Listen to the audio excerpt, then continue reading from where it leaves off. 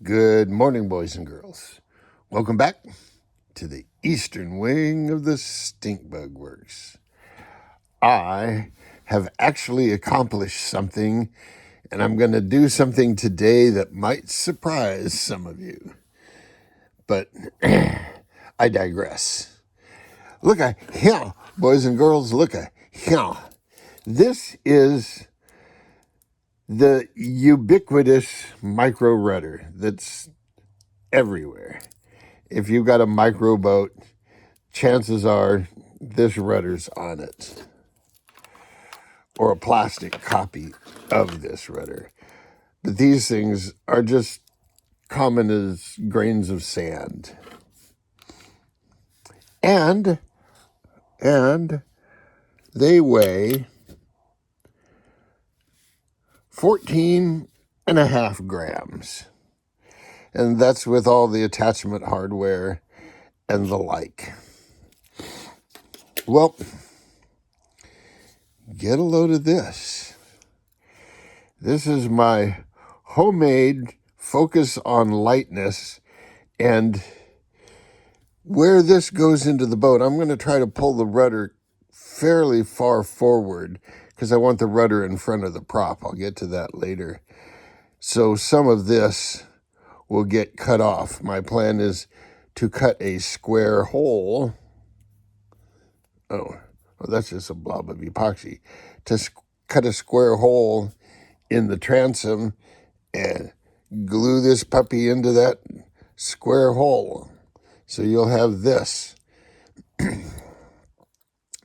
There you go. And it's pretty permanent. This little brass tube that the thing pivots on is CA glued to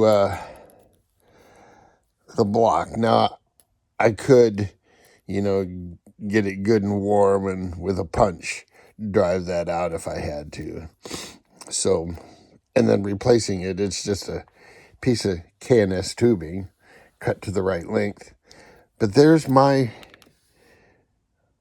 rudder. Now remember, that one was 14.55 grams. This one is 4.81 grams. It's almost 10 grams lighter. When I cut this portion off, it will be 10 grams lighter. And I included all the attachment hardware because you have to. And then you got to put a carbon fiber plate or a G10 plate on the back of the transom to strengthen it up. Although this transom may be heavy duty enough that that would work. But this, it just gets a little bit of epoxy in there and you're done. The push rod, I'm going to use the push rod method that I used with my 1/20th scale boats. And that was this. Hell, check this out. So what I had was the wrong pin. What I had was through the transom, I would put a piece of, 3/32 copper tubing with the inside diameter of 1/16. And then inside, I would have a 1/32 piano wire that went to a piece of 1/16 capillary tube that was just glued on it to where it slid through here, and the 1/16 inside the 3/32 is a real tight fit. And if you put grease on there, there's no water getting in there. It ain't happening. This is a watertight seal. Okay, if I left it upside down for a couple of weeks, yeah, something might get in there. But for a 24-hour period, that will keep water out. And at the end, What I'm really seriously thinking about doing is just putting a loop in that wire that would go over,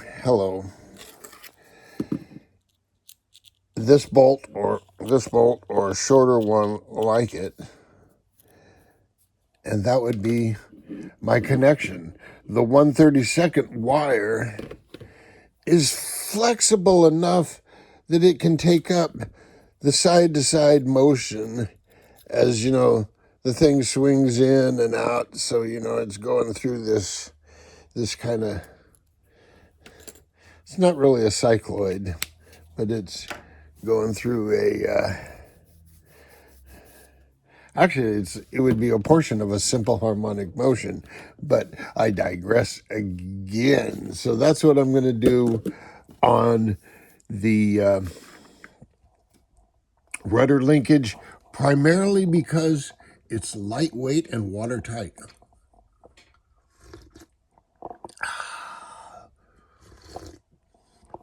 I don't know. I mean, if I put a bellows on there, it would have to go on the inside, and that's just weight. And yeah, the piece of brass tube adds a bit of weight, but I can keep it fairly short to where it'll all be good. Now, the next thing I'm going to start thinking about is this, strut. And it doesn't look like a strut because this hasn't been attached to it yet. And I was wondering, shall I attach it here? Shall I attach it right there? Right at the beginning here. Shall I attach it back here?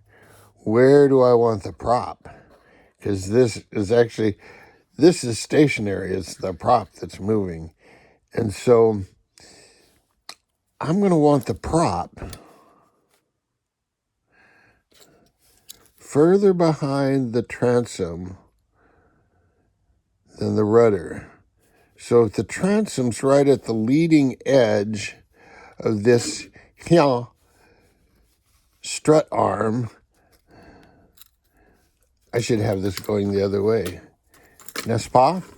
If I had it here at the leading edge of this and had this here, why, I think the rudder would be far enough in front of the prop. So that's what I'm going to do. I'm going to put this tang, what would you say that is? 5 millimeters? 5 millimeters behind this front edge. And I could even run this up closer. That's the nice thing about this linkage is there's nothing in there. There's no clevis arm. There's no bellows, no nothing. It's, just that little wire. So I'm thinking that'll go around there. I need to practice bending some 30-second wire. I may have to play with heating it up and then gradually cooling it, then bending it, and then heating it up again and quenching it in coffee. No, I'll quench it in water. So that very well may be my plan today. Well, no, I'm sorry. I have another plan today. I need to run some errands. This is what I'm going to do on here in finding the center. Now that I have a DRO on the mill, I can take my edge finder and go up against this edge, find that edge, zero it out, come over here, find this edge, see what the displacement is, divide that by 2, boom, that's the middle. Well, that's exactly what I'm going to do with this piece of carbon fiber tube. I'm going to take a mill that's this wide, a little tiny mill, and I'm going to mill a slot that's, I might even go 1/8 of an inch Oh, did I already glue that in? I didn't think so. Maybe it's just it's just a tight fit. Yeah, so I'll go in here 1/8 of an inch and cut a slit for this to drop in. That way, I'll have it perfectly square. You know, the one thing I hate seeing is, when you're fabricating this, is if you get it off, because you can see it. It's like, oh, that's not right. Oh, that's not right. It's over here somewhere. That just doesn't get it. It's got to be right there. If you know what I mean. That's why I'm going to mill a tight slot. So when this goes in the slot, it's going to be tight.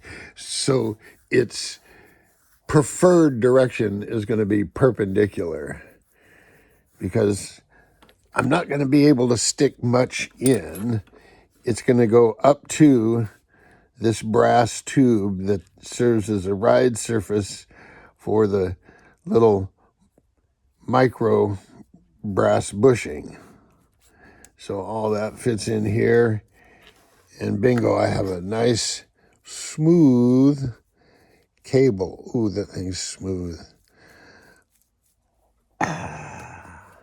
So there you go, boys and girls. I'm working on a custom built little tiny gear drive boat, just because I can. Not because it needs to be done, but because it can be done. Until next time, boys and girls, jet out.